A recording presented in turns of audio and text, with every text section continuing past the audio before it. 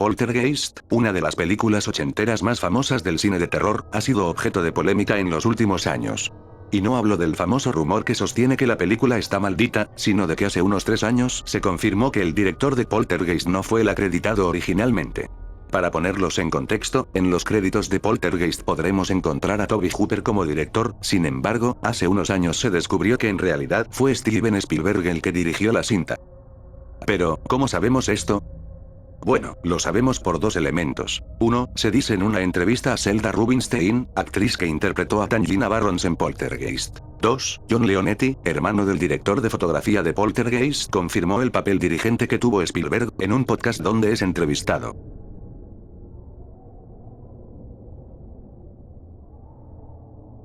De nuevo, nos encontramos con un punto bastante ambiguo, por lo tanto, no estoy completamente seguro de a qué se refiere. Las 3:15 am, es una hora relevante en la película, El horror de Amityville, ya que a esta hora, Ronald Rifio Jr. asesinó a toda su familia con una escopeta en la casa donde la trama ocurre. Resulta, que esta hora cobra más relevancia, cuando nos enteramos de que la trama de esta película está basada en un libro que a su vez, está basado en un suceso real. Sí amigos, realmente existió un Ronald Rifio el cual asesinó a toda su familia, y sí, lo hizo alrededor de las 3 de la mañana. Se supone que la familia que vivió en la casa después del asesinato también experimentó cosas raras alrededor de esa hora. En resumen, más vale que estén dormidos a las 3:15, porque si no les sale el chamuco y les jala las pinches patas para arrastrarlos a las profundidades del infierno, para posteriormente, violarlos sin piedad entre las llamas.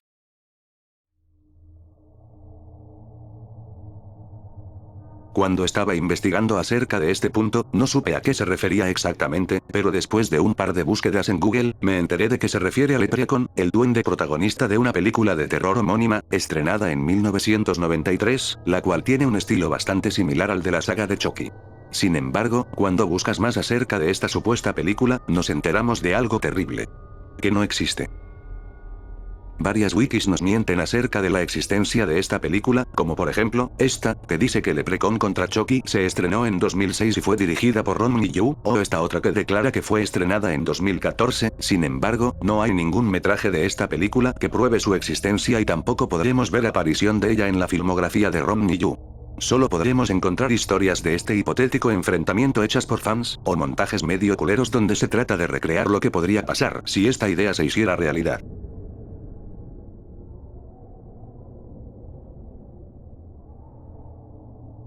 Según un rumor, en el guión original de la primera película de A Nightmare on Elm Street, Freddy Krueger no solo era un asesino de niños, sino también un pedófilo. Se supone que el director, Wes Craven, decidió no incluir un contexto tan macabro a la trama de la película, no solo por la naturaleza perversa de la pedofilia, sino porque durante esa época hubo bastantes casos de abuso infantil en guarderías norteamericanas, por lo que la polémica podría haber destruido completamente el lanzamiento de la película.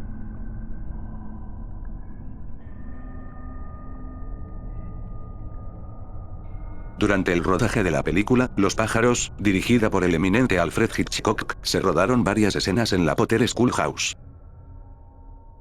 Se rumorea que algunos elementos del reparto se negaron a volver a entrar a ese lugar, supuestamente porque sentían que algo los observaba. La propiedad estuvo abandonada desde 1959, así que solo pasaron unos 3 años antes de que Hitchcock la rentara para su nueva producción. Los años pasaron y la estructura se convirtió en una propiedad privada, propiedad que actualmente es habitada por una familia. Dicha familia ha impulsado los rumores de la maldición de esta vivienda, ya que dicen haber escuchado gritos, conversaciones, pisadas y hasta risas de niños. Es imposible saber si estas son simples invenciones o relatos verídicos, pero por lo cliché de los acontecimientos, es probable que sean puras patrañas.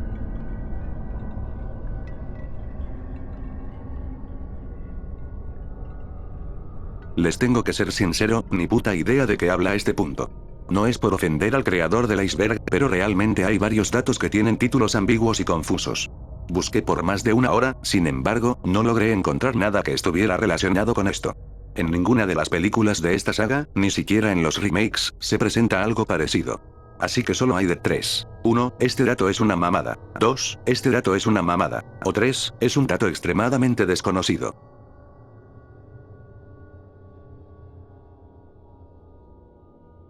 En 1949, varios periódicos norteamericanos publicaron artículos acerca de un supuesto exorcismo que se le había hecho a un chico de 14 años, llamado Roland. Presuntamente, este chico comenzó a presentar signos de una posesión demoníaca, ya que cuando él estaba cerca, ciertos objetos comenzaban a levitar, los muebles se movían solos, y surgían extraños sonidos. La familia, al ser bastante religiosa, contrató a un sacerdote para exorcizar al endemoniado muchacho, pero esto no salió muy bien ya que el chico arrancó uno de los resortes de su cama y lo usó como arma para herir al exorcista. Ante lo sucedido, la familia buscó otro sacerdote. Entonces, aquí viene lo interesante, ya que resulta que desde el anterior exorcismo el niño juntó las bolas del dragón, lo que hizo que su fuerza demoníaca aumentara en un +10, por lo tanto, en este exorcismo el chico hizo un espectáculo digno de una feria psicótica. El hijo de su puta madre comenzó a agitar la cama sin siquiera tocarla, mientras levitaba diversos objetos de la habitación, aparte de hablar bien gutural, así como los cabrones esos que cantan heavy metal.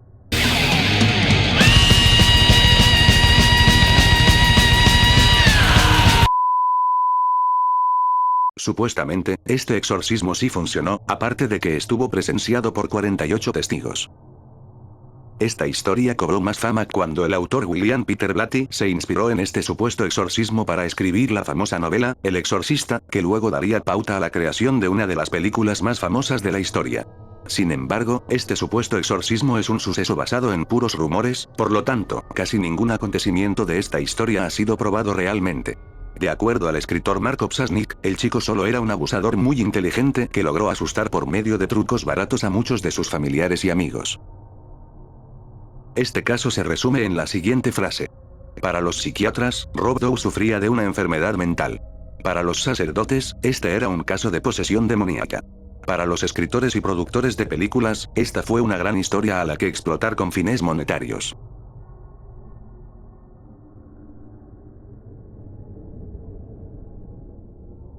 Drag Me to Hell, o Arrástrame al Infierno, es una película de terror dirigida por Sam Raimi, estrenada en 2009. Esta cinta cuenta la historia de una chica que trabaja como ejecutiva de préstamos, y que trata de ascender de puesto dentro de la compañía.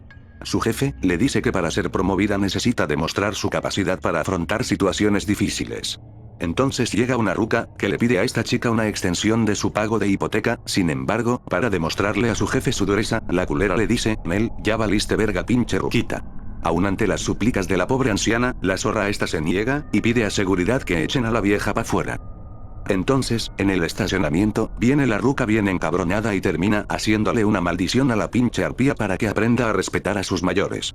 Y como suele pasar en estas películas, desde ahí todo vale pito en la vida de la protagonista.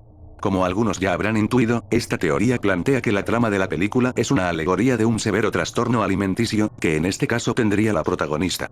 ¿Y de dónde sacan semejante mamada? Bueno, es que desde el inicio de la película queda claro que la chica evita constantemente la comida porque no desea ser obesa como su madre.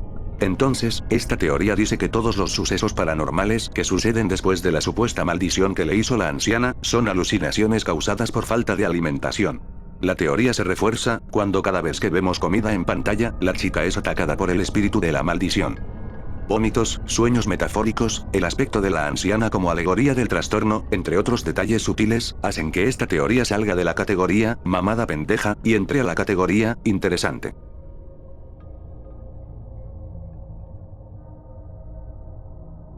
Aquí sucede lo mismo que en Chucky vs. Leprechaun, puras jaladas inventadas por fans. Tal película no existe, y solo podremos encontrar información relacionada a ella en una wiki de fanfics, lo que nos comprueba más, su no existencia. Según la imaginación del que escribió este artículo, Freddy vs. Jason vs. Michael, sería la secuela de la película Freddy vs. Jason.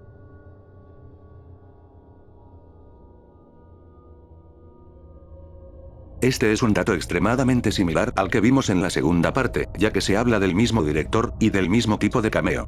James Wan, famoso por ser director y co-creador de Saw, ha realizado una variedad de películas alrededor de su carrera como cineasta, y debido a la popularidad de Saw, ha incluido referencias a Billy, el títere de Jigsaw, en algunas de sus producciones. Al igual que en Insidious, Wan metió al títere en una escena de la película como easter egg.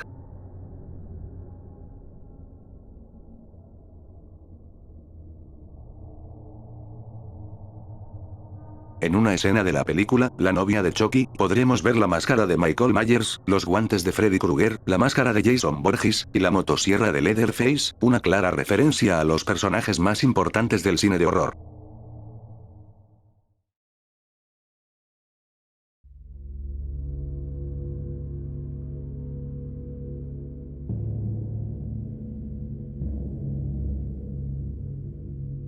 Este punto se refiere a que la famosa saga de la masacre de Texas está basada en un asesino y necrófilo norteamericano llamado Ed Gein.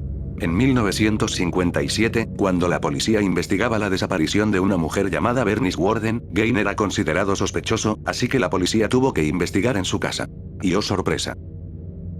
En su casa no solo estaba Bernice Worden mutilada, sino también una variedad de utensilios, muebles y ropa hechos con huesos, órganos y piel de humanos. Se rumorea que entre estos objetos también había máscaras, lo que tendría una relación macabra con la famosa máscara de Leatherface.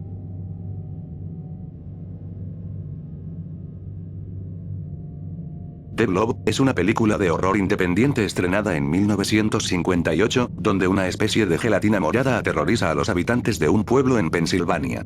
El monstruo de esta película está basado en un suceso supuestamente real que ocurrió también en Pensilvania. El 27 de septiembre de 1950, el periódico Philadelphia Inquirer publicó la siguiente historia. 4 policías andaban patrullando en la noche, cuando de repente vieron caer un objeto extraño que se asemejaba a un paracaídas. Sin embargo, cuando este cayó en el suelo, se dieron cuenta de que era una extraña masa que tenía una especie de resplandor morado. Cuando uno de los policías se acercó a tocar la sustancia, ¡se murió! Cuando uno de los policías se acercó a tocar la sustancia, esta se disolvió en sus manos, dejando un sutil residuo pegajoso. 25 minutos después, mientras los policías miraban hipnotizados, la masa se evaporó. Para este raro fenómeno solo encuentro 4 posibles explicaciones. 1. Los 4 policías estaban bien pachecos. 2. Los 4 policías se inventaron la historia. 3. El periódico se inventó la historia. O 4. La masa realmente estuvo ahí.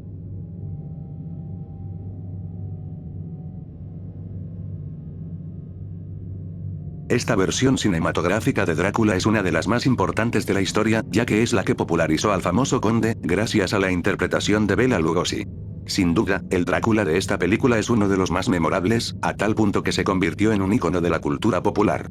Pero vayamos al grano. Resulta que esta película contenía un epílogo, el cual fue proyectado en su estreno original en 1931, pero que por razones desconocidas empezó a ser omitido en sus posteriores reestrenos, y desde entonces, no se volvió a saber nada de este. Respecto a qué contenía este epílogo, solo podremos encontrar puras especulaciones, ya que la escena en su totalidad nunca ha sido mostrada al público, más que en su estreno original, claro está.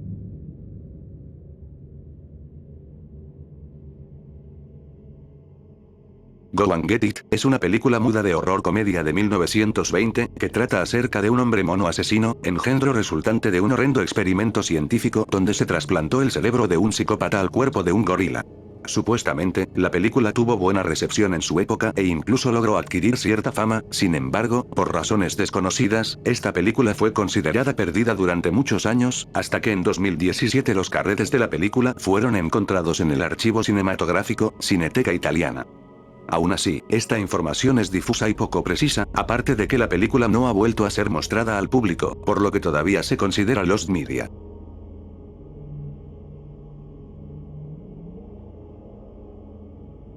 Este punto habla sobre la película de terror española, Las noches del hombre lobo, dirigida por René Gobar, y protagonizada por Jacinto Molina Álvarez, también conocido como Paul Naschy. Esta película está rodeada de mucho misterio, ya que la única prueba de su existencia es el mismo Paul Naschy.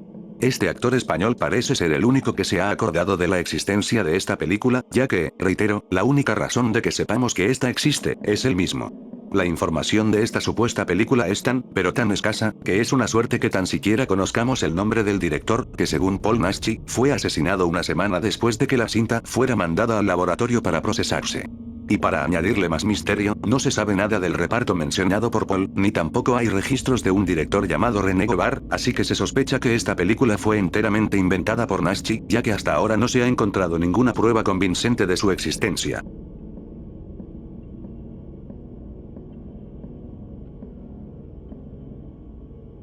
Si no fuera suficiente toda la polémica que ha tenido esta película desde su salida, ahora hay que agregarle lo siguiente. Durante el rodaje de Holocausto Caníbal, se planeaba incluir una escena donde después de amputarle la pierna a un hombre, este iba a ser atado a un tronco, para después ser sumergido en un río con pirañas.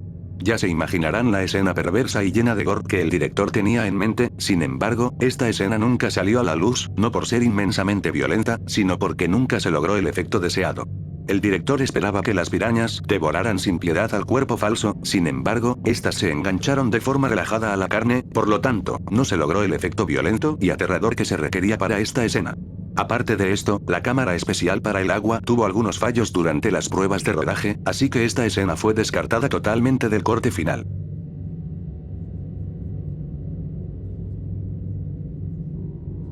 Children of Loneliness es una película dramática de 1937 dirigida por Richard Kahn.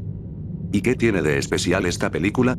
Bueno, en primer lugar, es una controversial película, basada en una extremadamente controversial novela, llamada El Pozo de la Soledad, publicada en 1928. La novela, escrita por Marguerite Radcliffe, tenía una temática lésbica, por lo tanto, fue extremadamente polémica en su lanzamiento, y fue víctima del boicot en diversas ocasiones. Naturalmente, la película trata la misma temática relacionada a la homosexualidad, nada más que de una forma más dramática que en el libro, o al menos eso dicen las fuentes que revisé, ya que la trama de esta película es conocida de puro milagro gracias a una revista que le hizo una review en 1947, ya que esta película es material perdido, jamás se ha vuelto a hallar una copia de esta. Sinceramente, no comprendo qué tiene que ver esta película con el género del horror.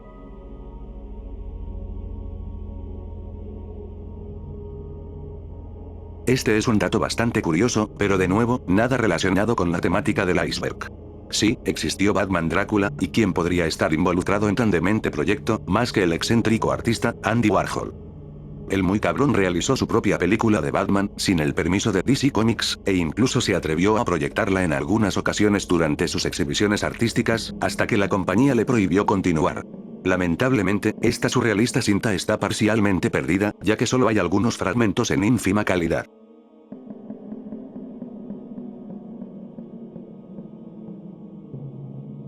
Creed, película muda dramática dirigida por el eminente Eric von Stroheim, es un trabajo de gran importancia en la historia del cine debido a sus sofisticadas técnicas de rodaje, obsesivo realismo escénico, profundidad de personajes, y narrativa visual, aspectos que si bien no eran nuevos, eran innovadores para la época.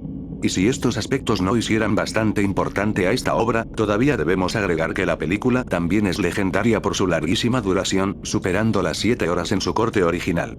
La película fue recortada severamente en su estreno comercial, y muy pocas personas lograron ver la versión original, no solo por su extensa duración, sino por su exclusividad. Actualmente, la versión original de 9 horas, se encuentra completamente perdida.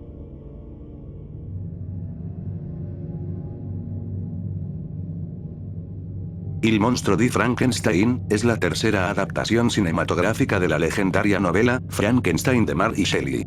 La existencia de esta película solo se conoce gracias a algunos pósters antiguos, ya que el metraje de esta se encuentra totalmente perdido. Se especula que en su estreno la película fue censurada, aunque aún no se sabe el porqué de la censura, y mucho menos el porqué de su desaparición.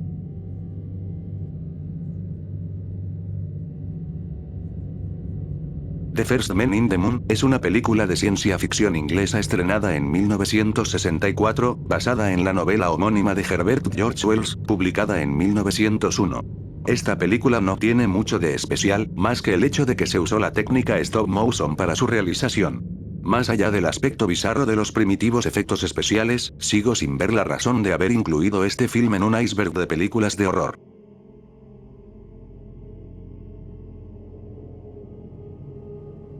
The Gaira Ghost Mystery es otra película perdida.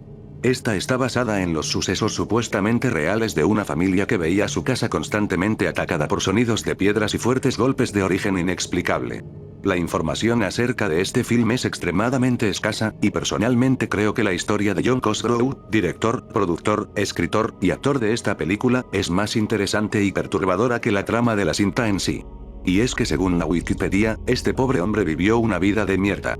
Pedía prestado dinero de forma tan constante que se le apodó como el gran bocado australiano, su primera hija murió a pocos días de nacer y la segunda murió de tuberculosis a los 19. Para acabar de chingarla, apenas si se sabe de él por esta película, y solo porque está perdida. Afortunadamente, sus penas acabaron cuando murió en un accidente de avión en 1943.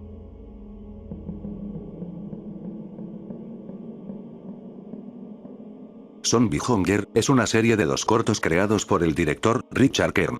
Richard, aparte de tener una visión completamente diferente a la del cine comercial, pertenecía a un movimiento neoyorquino llamado cine de transgresión, cuyo mismo nombre da a entender que el objetivo de este era transgredir. Por lo tanto, este movimiento exponía de forma totalmente explícita el sexo, la violencia y la perversión. Debido a la escasa información acerca de estos dos cortos, no podemos saber exactamente de qué trataban, pero se intuye que eran de naturaleza violenta y explícita. Lo único que se sabe es que son de 1984, y lo demás son puras especulaciones. Se dice que en uno de los cortos se podía ver a un hombre enfurecido destruyendo todo a su alrededor, mientras que otra fuente dice que uno de los cortos trata acerca de unos drogadictos que se inyectaban heroína y vomitaban en cámara. Sin embargo, nada de lo anterior ha sido comprobado, por lo tanto, estos dos cortos siguen en las sombras.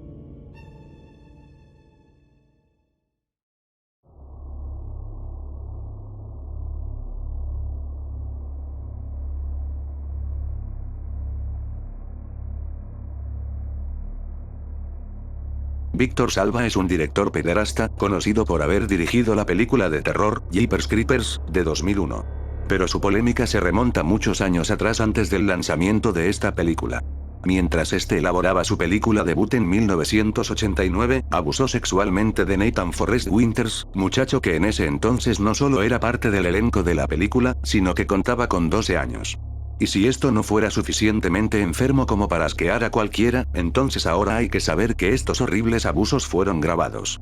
Lamentablemente, este tipo no obtuvo la condena que se merecía, ya que solo estuvo 3 años en una prisión estatal, y después de eso siguió con su vida normal y su carrera en la industria del cine.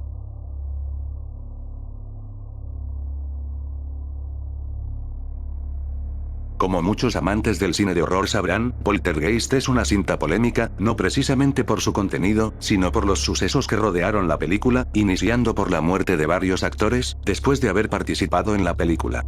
Para resumir, se suele creer que esta película está maldita. Pero la historia de Poltergeist no se limita a ciertas ambigüedades y coincidencias inquietantes, ya que también podemos encontrar algo que podría considerarse bastante bizarro, y sí, es el hecho de que en Poltergeist se usaron esqueletos reales para cierta escena.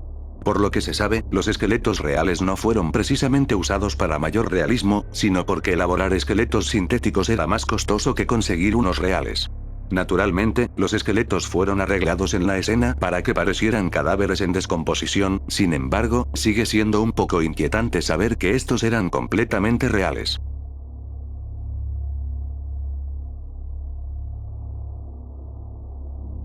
Sadistic Witch es una película amateur del 2002, creada por Brad Jones. La trama se centra en una chica psicópata, que al enterarse de que su novio la engañaba con otra, decide torturarlo con diversas herramientas, con el objetivo de convertirlo en mujer.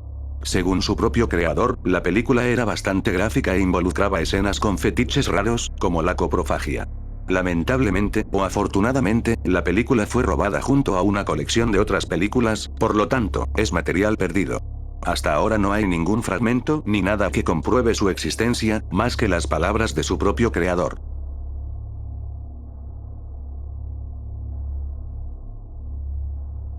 Muchos conocemos la controversial película Hostel, cuya trama se centra en una especie de empresa infernal donde por un alto precio, cualquier persona puede asesinar a otra de la forma deseada. Resulta que Eli Roth, el creador y director de esta aterradora película, se basó en un sitio web completamente real para la trama. Resulta que él y un amigo estaban platicando acerca de las cosas enfermas que habían encontrado en internet, cuando su amigo le mostró un sitio donde por $10,000 podías entrar a un cuarto y dispararle a alguien en la cabeza. Supuestamente, el sitio afirmaba que el futuro muerto firmaba una autorización donde daba permiso de ser asesinado, y que un porcentaje del dinero iba a la familia de este, ya que eran tan pobres que de todas formas terminarían muriendo. Todo por el simple y enfermo placer de asesinar a otro ser humano. Eli Roth ha dicho que la página era completamente real, pero nunca se atrevió a comprobar si el aterrador servicio también lo era.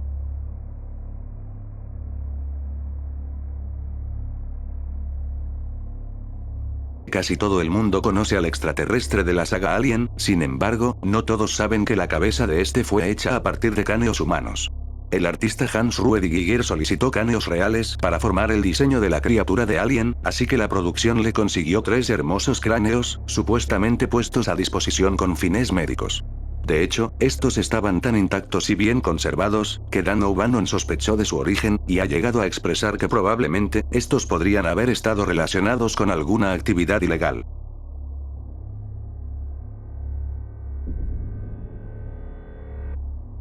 En una escena de la famosa película de terror, El Exorcista, la protagonista es llevada a un centro médico donde se le hace una angiografía carotídea, y durante esa escena aparece este hombre, llamado Paul Bateson.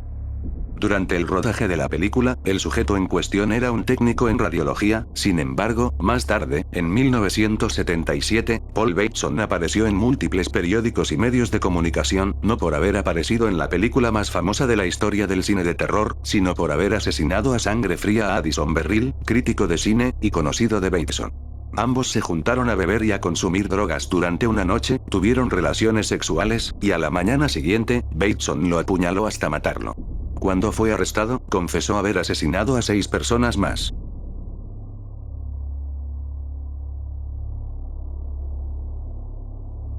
Apt Pupil, de 1987, es una adaptación cinematográfica inconclusa, de la novela homónima de Stephen King. La sinopsis es simple. Un joven aficionado al tema del Holocausto, se da cuenta de que en su misma ciudad vive un auténtico nazi, al cual extorsiona diciéndole que de no contarle en detalle los horrores del Holocausto, lo denunciará con las autoridades. Solo se logró completar 40 minutos de la película, ya que la producción empezó a escasear de presupuesto. Aparte de esto, la película tenía demasiadas referencias y simbologías nazis, por lo que fue bastante controvertida incluso antes de su estreno. Actualmente, el metraje sigue sin salir a la luz.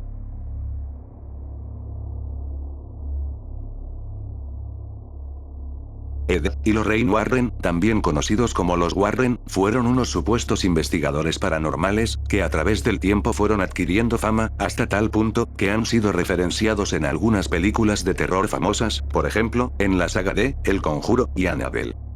Alrededor de los años, los Warren han investigado una variedad de sucesos paranormales. Sin embargo, se duda bastante de la veracidad de sus investigaciones, ya que en repetidas ocasiones los supuestos sucesos paranormales no han sido comprobados de forma adecuada. Y es que en realidad, los Warren fueron más actores que investigadores, ya que simplemente sabían inducir a familias pobres e ignorantes, para después exagerar y acomodar a su conveniencia los sucesos contados por estas.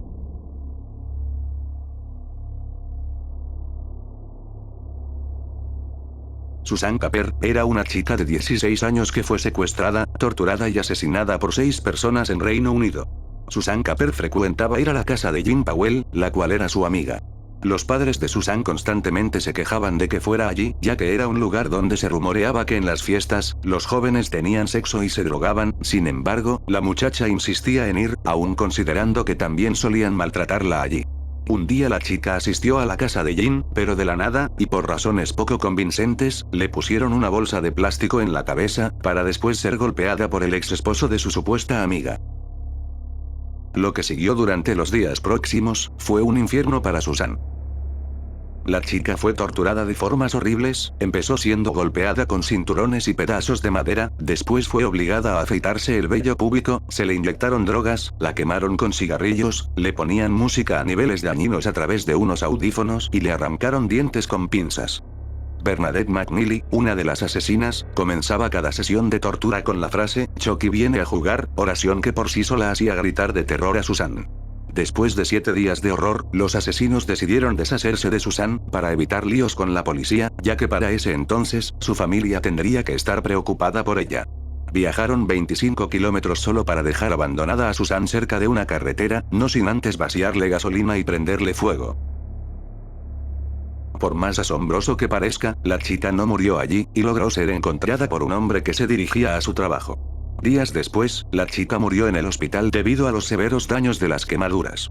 Los asesinos fueron sentenciados a un período entre 12 y 25 años de prisión.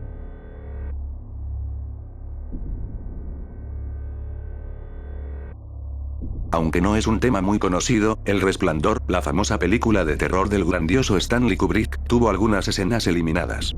Por ejemplo, en el minuto 39 de la película, habría una escena donde Jack Torrance encontraría un libro de recortes con la polémica y sangrienta historia del Hotel Overlook, suceso similar al de la novela original, cuando Jack encuentra el álbum de recortes en el sótano de la caldera, e incluso planea crear un libro acerca de la sucia historia del Overlook.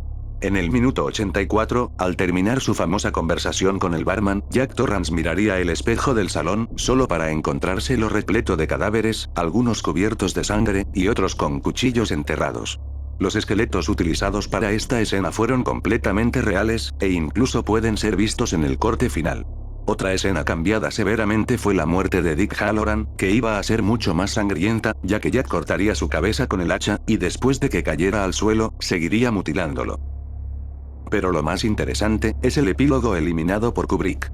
En el minuto 139, después de que Jack muriera congelado, habría una escena donde se mostraría a la policía buscando el cadáver durante el día, para luego cambiar a un plano donde se vería al dueño del hotel, Stuart Ullman, visitando a una enfermera que se encontraba jugando con Danny, el hijo de Jack. Después, el dueño entraría en la habitación donde se encontraba Wendy, para informarle que nunca se encontraron rastros de todos los sucesos paranormales contados por ella, a excepción del cadáver de su esposo. Finalmente, Ullman los invita a quedarse en su suite de Los Ángeles, para finalmente, darle una pelota de su padre a Danny.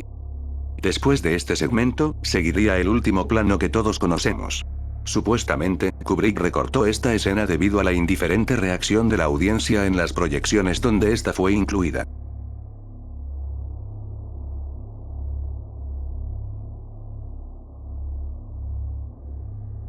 El 31 de mayo de 2014, en un bosque de Wisconsin, Morgan Geyser y Anissa Weier, ambas de 12 años, apuñalaron brutalmente a Peyton Leutner, una amiga de ellas. Por asombroso que parezca, esta chica no murió aún después de las 19 heridas punzantes que tenía en el cuerpo, por lo que logró captar la atención de alguien, e incluso, sobrevivir. Cuando las pequeñas asesinas fueron arrestadas, estas respondieron que de no haber atacado a su amiga, Slenderman hubiera matado a su familia, por lo tanto, y aun considerando su corta edad, ninguna de las dos sintió remordimientos de sus acciones. Es difícil saber debido a la vulgar ambigüedad de este dato, pero este parece referirse a que la película Slenderman de 2018 fue inspirada por este suceso, aun considerando la sustancial diferencia entre la trama de la película y el suceso real.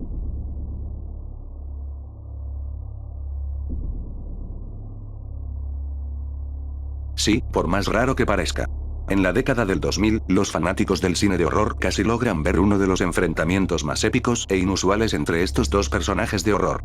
En una entrevista, el actor Doug Bradley reveló que después del éxito que tuvo Freddy vs. Jason, Dimension Films decidió crear una película donde Pinhead peleara contra Michael Myers. El director sería el eminente John Carpenter, mientras que el guionista sería el mismísimo Clive Barker. Entonces, ¿por qué fue cancelado tan interesante proyecto? No se sabe exactamente. Doug dijo que los productores de Halloween limitaron el control de las secuelas, ya que no veían futuro en el proyecto. Otra versión dice que se hizo una encuesta para ver si los fans querían ver este proyecto hecho realidad, y los resultados fueron tan negativos que simplemente decidieron cancelar el proyecto antes de tan siquiera iniciarlo.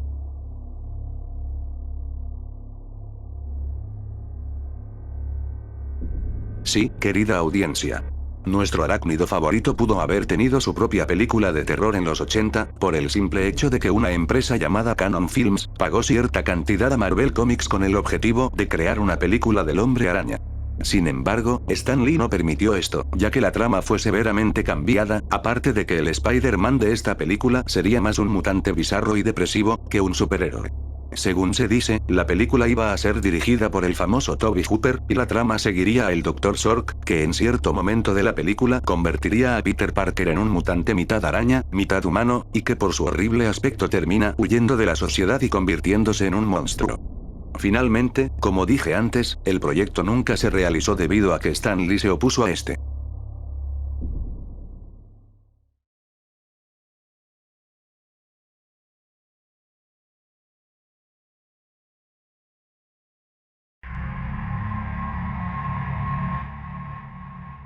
Antrum, película independiente de horror de 1979. Toda persona que la ha visto completa, ha muerto. Durante su estreno, la sala de cine donde Antrum se proyectaba comenzó a incendiarse, tragedia que terminó matando a los 56 espectadores que asistieron a la proyección. Una chica llamada James falleció 24 horas después de haber visto Antrum, debido a una repentina convulsión. Un chico llamado Tony murió electrocutado a la mañana siguiente de haber visto esta cinta. Joe, otro chico, falleció pocas horas después de ver Antrum, cuando pisó a un pez piedra, uno de los más venenosos del mundo. La película solo logró ser vista una vez en 1993, cuando un festival de cine la proyectó incompleta. Desde entonces, la película quedó completamente perdida, cosa que solo aumentó su popularidad. Poco a poco, se fue formando una especie de comunidad en internet, que buscaba encontrar la cinta. Sin embargo, la película ha vuelto a ser encontrada, y será reproducida a todos aquellos osados que quieran arriesgarse a verla. ¿Qué horrores esconderá esta cinta maldita? ¿Qué tortura audiovisual podría ser tan extrema como para destruir a un ser humano? Nunca en la historia se ha sabido de una película tan pesada, tan horrible, tan impactante, que haya logrado matar a una persona.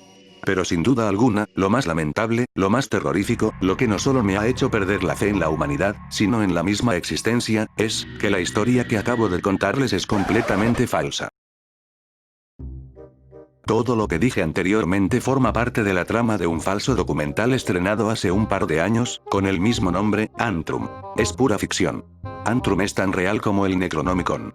Desconozco la razón de por qué el autor puso esta película en el fondo del iceberg, considerando que algunos datos que se encuentran más arriba son profundamente más perturbadores.